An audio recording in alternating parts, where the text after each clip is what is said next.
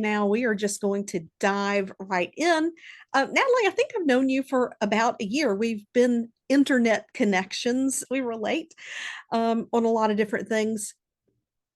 I would love for you to start out by telling people a little bit about your journey, because I don't think you were always an entrepreneur, were you?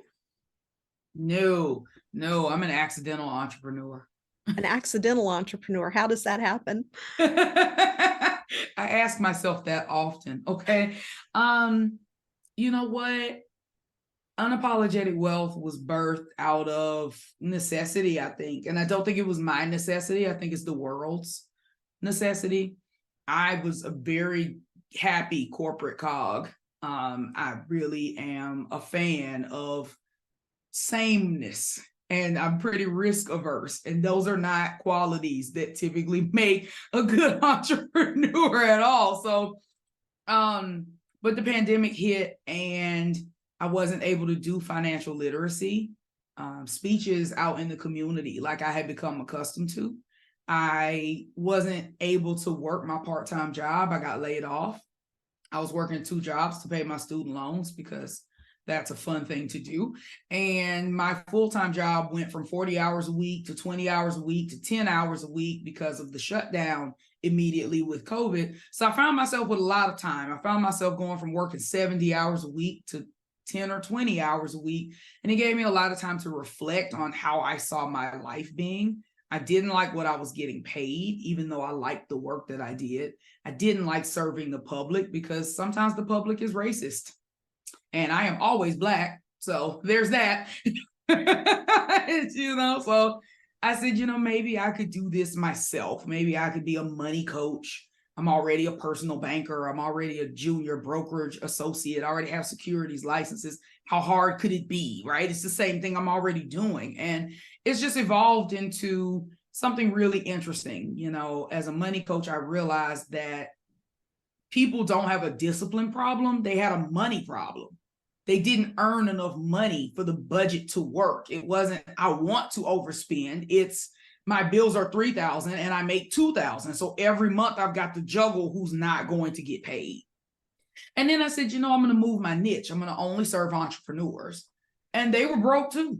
And that just baffled me because in my opinion, my very naive opinion, you go into business to make more money. That's the whole point. So meeting broke entrepreneurs was so shocking. I'm like, what do you mean you don't have money to put in a brokerage account? What do you mean you don't have money to invest in your business? What do you mean you don't have money to send your kids to private school? Like, why are you in business for yourself if you're doing worse than you were doing in corporate financially? And it's because they weren't selling enough. So I decided that maybe all the years of corporate sales training were actually going to benefit me somehow. And I became a sales coach, and the rest is history. I think there's a lot in there. I would like to start with this piece. How did you get into financial literacy? Like what was the seed for that? Um, I had always been a money person and had always wanted to work at the bank. I worked at DirecTV in outside sales. I worked at Verizon Wireless in inbound sales, and finally applied at Wells Fargo and got the job. And they actually had a program where they would pay you for 16 hours a year for community service. And I was at some event and the speaker fell ill, and they asked if anybody was willing to do the presentation. The presentation was already there and queued up, but I had never seen it. But I decided that if no one else was going to do it, that I would do it.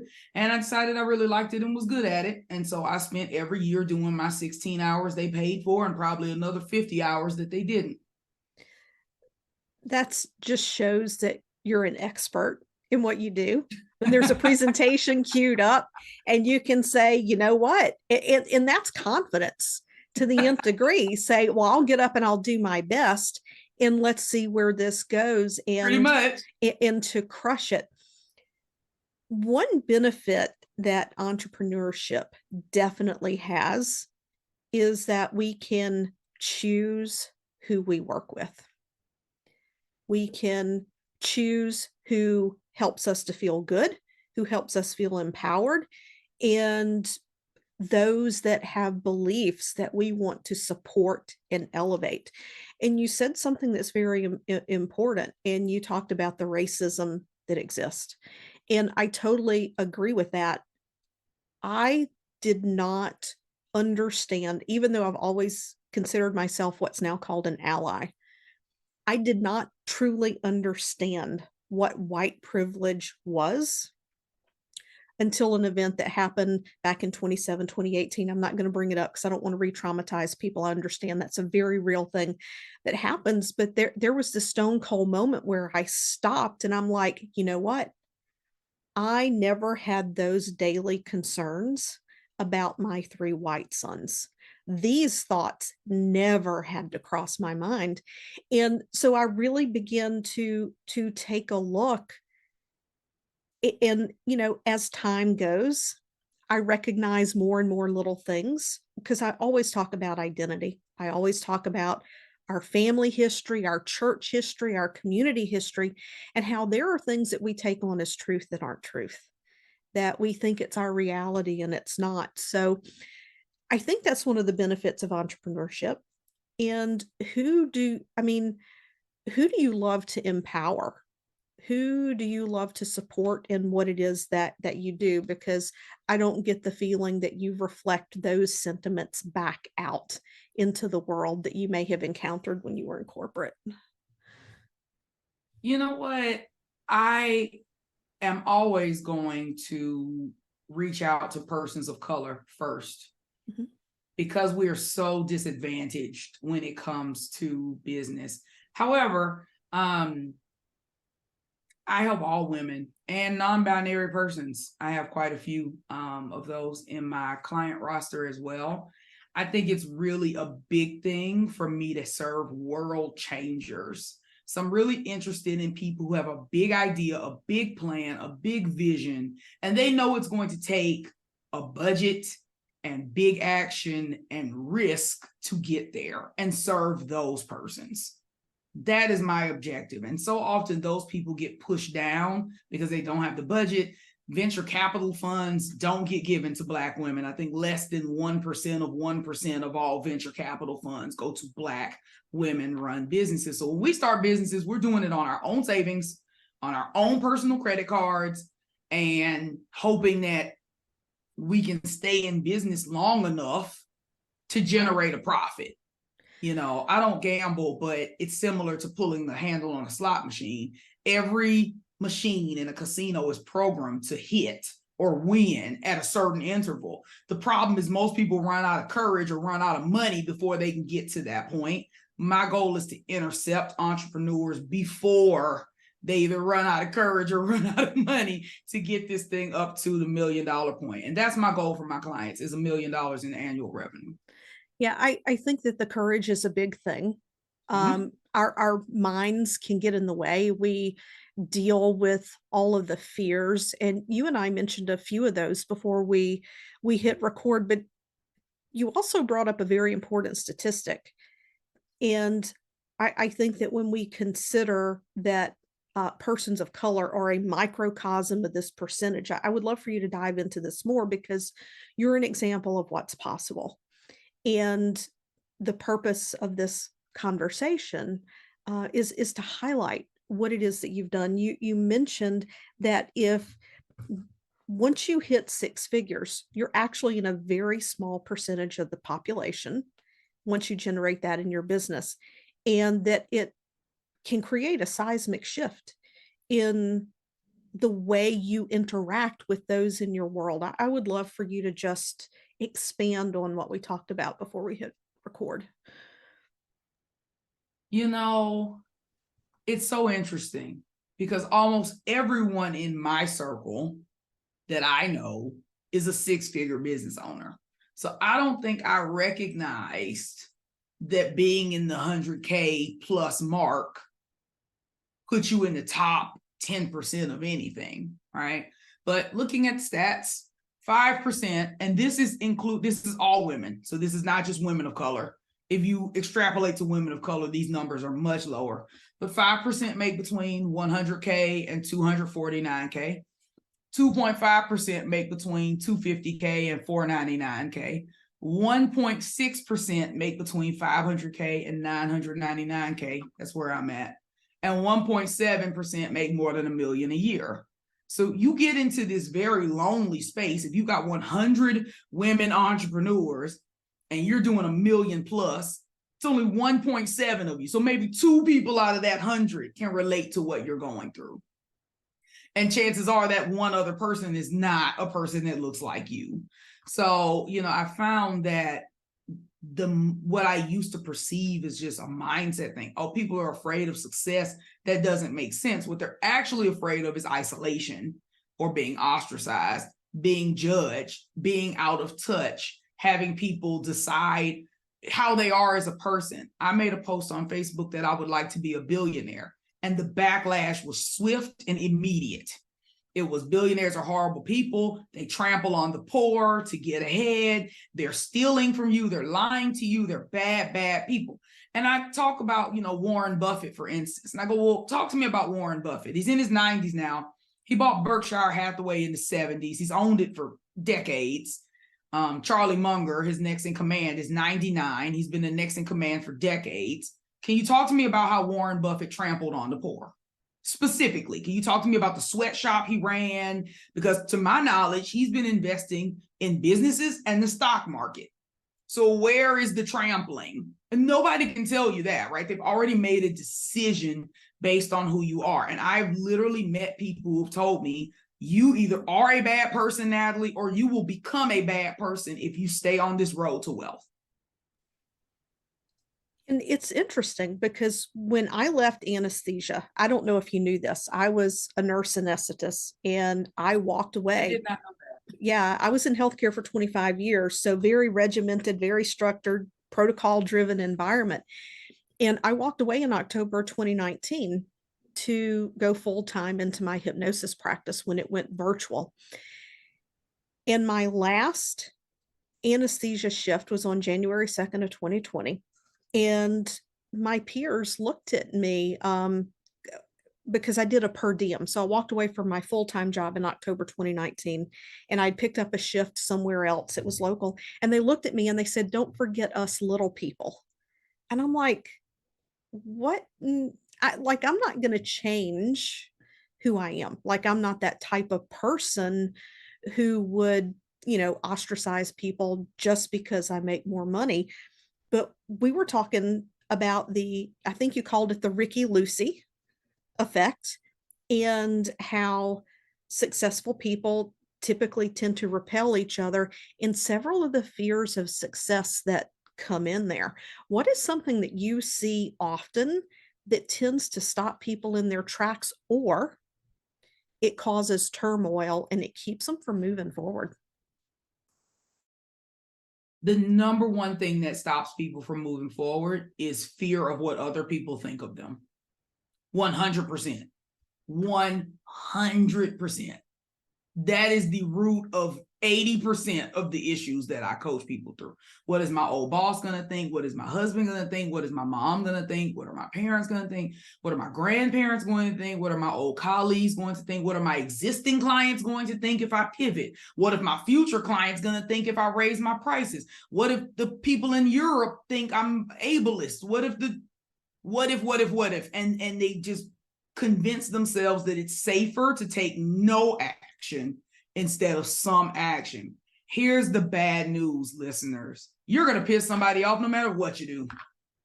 That is the bad news. The great news is that you have permission to go do the thing. Just do the thing, because you will. If I stay poor, I will get backlash. I will be a statistic. If I stay middle class, I will get backlash and I will still be a statistic. If I become wealthy, I will get backlash and I will still be a statistic. So I would much rather be living in my dream home, fully financially realized, with a maxed out IRA and multiple rental properties and REITs and managed trusts and an estate plan and a will and hundreds of thousands of dollars of life insurance and a beach property, than to be just as ostracized and broke and mad and blaming other people. Like, accountability is an inside job. A lot of us are trying to externally hand off our accountability. I'm not really sure if I want to make the money. I'm not really sure if I want to make the sale. I think if I'm too successful, men won't want me. If I'm too successful, my friends will dump me. If I'm too successful, my mom will have her hand out for money. But like, what happens if you're not successful? Like, then you've let yourself down. And I am very selfish. I am not going to let me down. You have to protect the asset. I am the asset. So if that means that some people have to shed or be pruned, then that's just what's going to happen. But I'm not going to play a small game with the only life I have that statistically I'm already a third of the way through. That right there. That right there. More than a third. I'm 35. I probably won't live to be 105. So more than a third. Yeah. People are going to do what they're going to do. And in my mentorship, I tell people you cannot make everybody happy. Everybody is not going to like you. There's 8 billion people on the planet, and it's statistically impossible. Anyway, you just need to find a few thousand people over the course of your career who are so totally aligned with you and that you want to work with and want what you have to offer in that transformation. How are you working with people currently? So big things have happened on the horizon. I'm so glad you asked me this today and not yesterday. My primary offer now is consultancy. So I like to come in for the first 30 days. We do an audit. I like to audit your sales funnel, your sales page, your copy on your website, how you show up on social, primarily your Facebook, your Instagram, and your LinkedIn profiles. What happens when people opt into your freebie? Do you have an evergreen webinar? I'll watch the webinar. I want to immerse myself in all the ways that you pull people into your web. I want to know your top line funnel leads and how it trickles down. And then I give you a report and we can look through what I've uncovered. You know, was it basic stuff like links being broken and ambiguity in your email? Or is it major things like sales friction where it's hard for people to get on a sales call with you?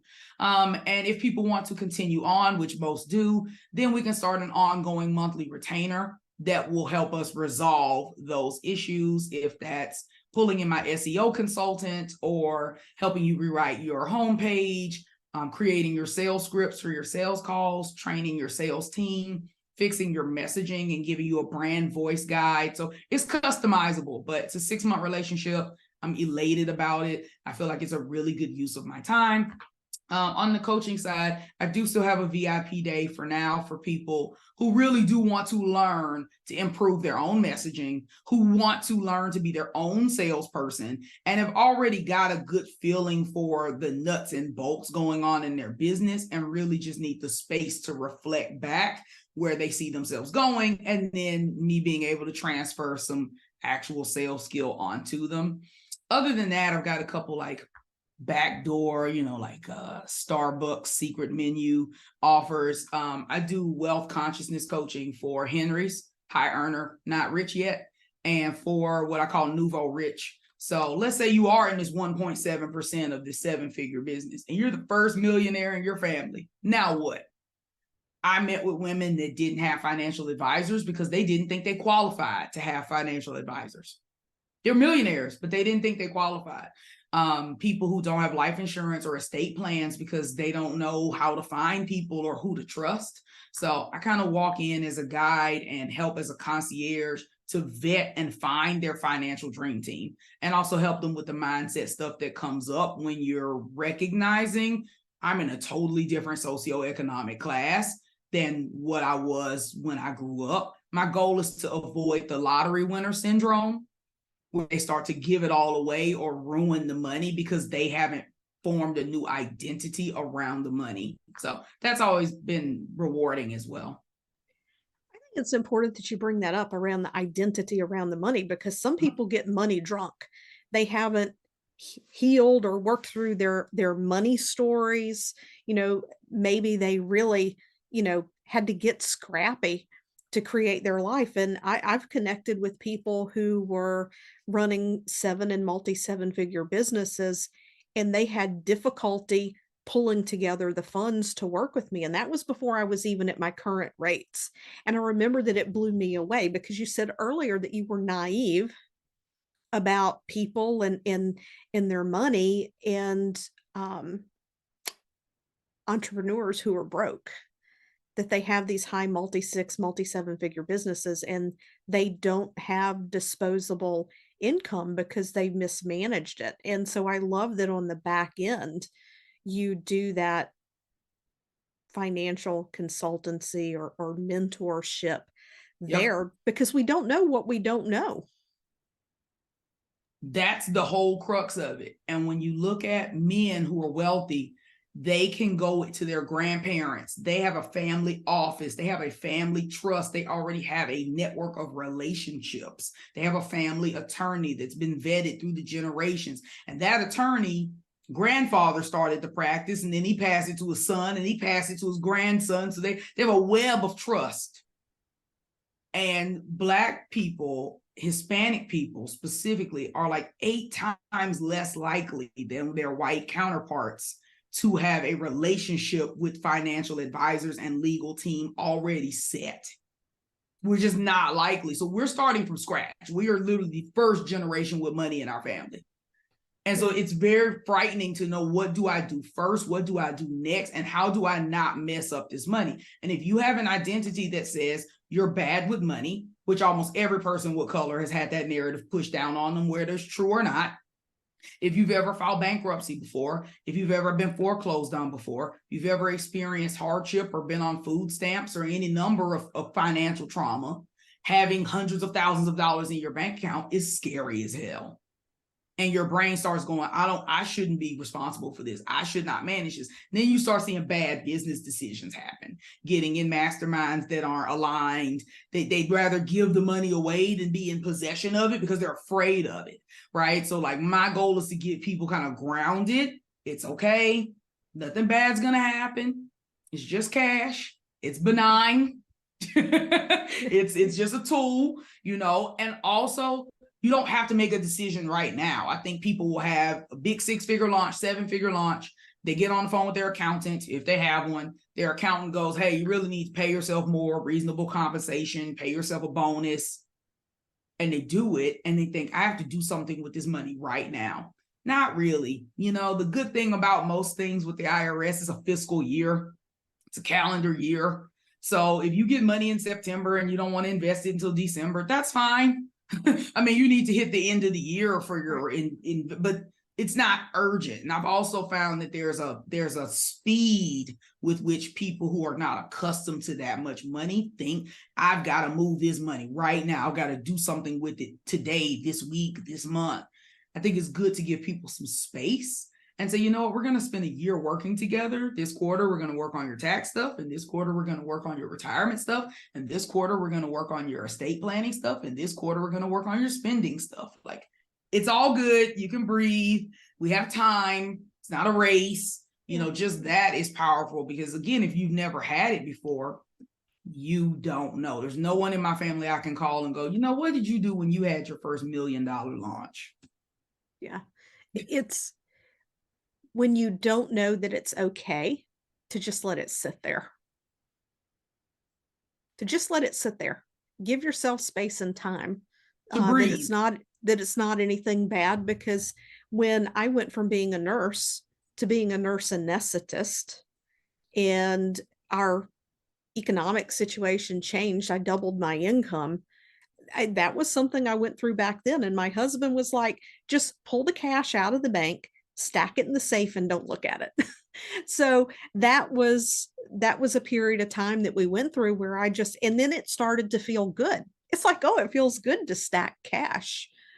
And there's nothing wrong with stacking that cash. Doesn't make you evil or bad in any of those respects.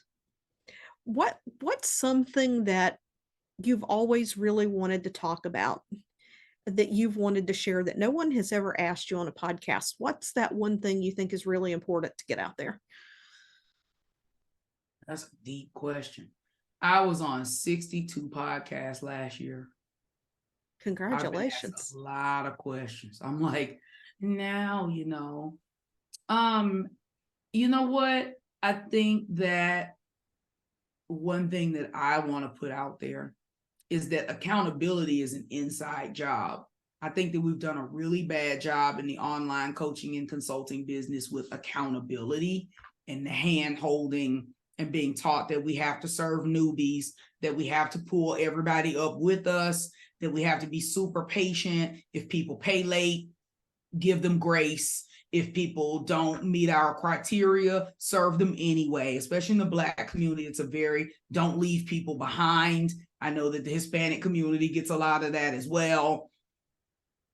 If the people who you serve don't want to be served, go elsewhere.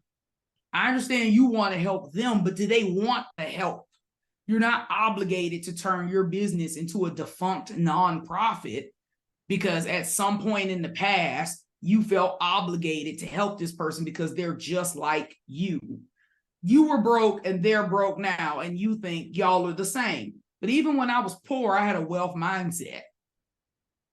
Even when I was poor, I knew I was destined for greater. Even when I was making $2.13 an hour at Cracker Barrel waiting tables in college, I knew I was not doing what God told me to do because I was still poor. And that's not what he wants for me. So every day I wake up not a multimillionaire, I know that there's bigger for me. So that I'm not the same as all the people who were waiting tables at Cracker Barrel. Some of those people are still waiting tables at Cracker Barrel. I quit in 2008. I went there last weekend, and some of the people I was waiting tables with in 2008 are still there. So just because we were in the same arena doesn't mean that we were the same person. And often I'll see women specifically get guided into this help everyone debacle. And they limit their services, they lower their prices, and they work with a caliber of people who don't challenge them, who don't show up for themselves, who are not self-led, sometimes are not even mentally competent right now. Like they're going through some serious unlearning and relearning and really need to be under medical care. But we're telling these women, you must serve this group of persons. So the number one thing that I want to shout from the rooftops, help people who want to be served. Do things at your best and highest use. You got a master's degree, you've got a PhD. Why are you helping people who you could have helped when you were in high school with the information that you knew in your brain at 17? You know, I want to take on a challenge. I want to help people who are serving really big missions, and it takes money and it takes gusto and it takes confidence. I don't want people borrowing my confidence anymore. I don't want people who are like, Natalie, I'm hiring you because I think you can save my business. I think you can fix my business. I think they've got one foot in and one foot out. And that rhetoric has never sat well with me. It always happens. You know, I'm going to be closing down my group coaching program. And last night, nobody showed up to this call. And I'm saying this publicly for a reason, because a lot of people would hide this kind of thing and say, well, don't say that, Natalie. But if the people in it have moved on, i.e., they don't see the need, the program was too long, the program was a year, they've joined other coaching programs, they've gotten everything they needed and don't need it anymore, then why would I drag them to success? Old Natalie would send out an email. We miss you. Hey, we missed you on the call last night. The call was at this time and we were there and you weren't. And here's the form if you have feedback and how can we assist you? And we want to help you and we're so desperate to help you. Now I'm like, there was a share calendar. There's a circle community. We sent out reminders. They got emails. They chose not to show up, and that's okay. They've made their choice. What do I want my choice to be now? Right? Instead of this, I'm obligated to give people this value that they pay. They know they paid for it. They're adults. They know that they are paying for the service. Their credit cards are being charged. They are aware of the service. But what am I going to do instead? And I had to say, you know what, Natalie? You've outgrown this particular era. You've outgrown the space of convincing people that sales makes money. That is a standard. I've been preaching that 365 days a year for 982 consecutive days. I'm done. Either you want to make the money, you want to work with me, and you're going to pay me, or you don't meet that criteria and you can get the most out of my free content, which frankly could get anybody to a six-figure business if they implemented it. And accept that I'm already doing a whole lot and I'm moving into a new phase in my life. So I think it's really powerful and important for us to remember we chose our business. If you hate your business, it's your doing. So do something else. And I don't think anybody ever talks to me about how hard it is to run group coaching programs or how difficult it is to let people sink or swim, because we are not accustomed as women to allowing people to sink. We don't let our children sink. We don't let our husbands sink. We don't let our boyfriends sink. We don't let our friends sink. We don't let our churches sink. We are always trying to race to the rescue and putting that Wonder Woman cape down and saying this person had just as much availability, accessibility, and authority to show up and take a different action as I did, and they chose not to, and that's okay. That has been the eureka of my lifetime, and I'm just feeling really free and good about it. Yeah, and we were talking about coaching earlier and how sometimes what people think is coaching isn't even coaching. They're looking for a teacher or they're looking for an advisor and not actually they're not wanting to be coached. And I agree with you. In 2019, a couple of things happened before I went full time. I reached this point where I had to realize that I could not take responsibility for my client's transformation, and I could not take on their situation or emotions. I had to set myself apart and compassionate, be like, here, this is where I can help you to go. But even doing hypnosis and subconscious work, even though it's a lot of done with you, I can't completely do it for you because I'm only seeing you 90 minutes out of 1 week and you've got, over 100 hours the rest of the week that you're doing other things, right? And I can't control for all of those other hours. And you mentioned that that's why you moved to consultancy. And you just said that, right? You're not in the business anymore of convincing people that sales will make them money. You're connecting with those people that already know sales will make me money. Now, how do I put rocket fuel under this? And I like exactly. People who are already making money. And, I won't say that higher level persons don't want coaching. I'm not going to make that assertion because I can't speak for everybody that's making money. But I can tell you right now that for me, I'm more interested in having an advisor. I'm more interested in hiring strategists. I consider myself to be a consultant and a tactician. I'm excellent at breaking down the steps that it takes to deploy the strategy.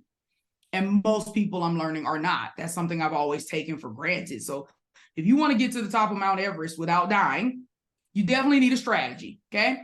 But the strategy has to be broken down into the steps you're going to take. How are you going to pack your bag? How long are you going to walk each day? What direction are you going to take? Are you going to go with a Sherpa? Pretty sure they make you do that now, etc. What are the tactics that make the strategy work? Because the strategy could just be, oh yeah, take a direct route going north and don't walk more than 8 hours a day and make sure you stay well hydrated.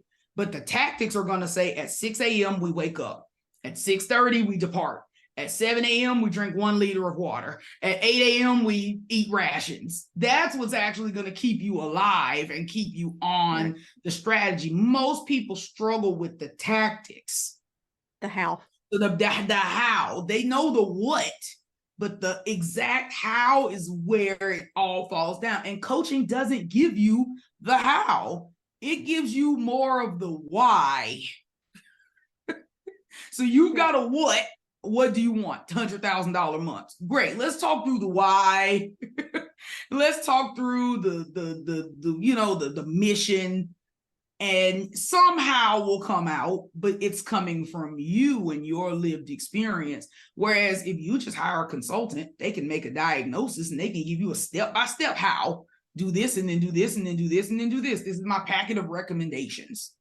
So I found that more persons who are doing mid-six figures, even if they say they are looking for a coach, are actually looking for a consultant. They are looking for someone to assess what's going well in their business so that they can ignite what's going great and diminish what's not going so great. They're not actually looking for someone to hold space, ask them thought-provoking questions, help them kind of suss out their feelings, reshape their identity. Not usually. So I think it's a better fit overall. I'm finding that people who come to me for coaching are actually looking for mentorship. You did something, tell me how you did it, walk me through your exact paths, because I'm trying to come behind you on the same path. That's also not coaching. So I think the biggest issue is that people just, by and large, have no clue what that word means, which is bad, because the number one cause of chargeback, refund, friction, unhappiness is unmet and unspoken expectations. So if your client has an expectation of what coaching is and you have an actual definition of what coaching is, and those two things do not align, you're going to have issues. And I'd rather have an issue-free business from now on, you know? Yeah, words matter. They're definitely important. How can people connect with you if someone wanted to reach out to you and have you come in and do an audit on their business or find out about your Starbucks menu? Where do they find you? They can go to unapologeticwealth.com. That is my website. That is the best place to find me. I am also on Facebook and on Instagram. My IG is a placeholder. I'll get Penny to put in the show notes how you can follow me on Facebook, because that's where the shenanigans are. I post 7 to 10 times a day in a system I call scattered omnipresence. Okay, so I'm always around, haha, and giving, in my opinion, really helpful business advice. Not just business advice, you give those, pardon my French, swift kicks in the ass, because I've definitely sometimes seen a post and I'm like, Natalie, you're looking over my shoulder. What are you doing, girl? I'm good like that. Yeah. I know what's going on in the therapy calls. I know what you got. I know what people have going on in their businesses, because I'm around. I think there's a lot of power in being familiar with your person. And Yes. A lot of us seem like there's a big movement now that's like, how unattached from my clients can I be? How distant can I be and still make money? And I pride myself in being really active and really present with my clientele and my potential future clientele.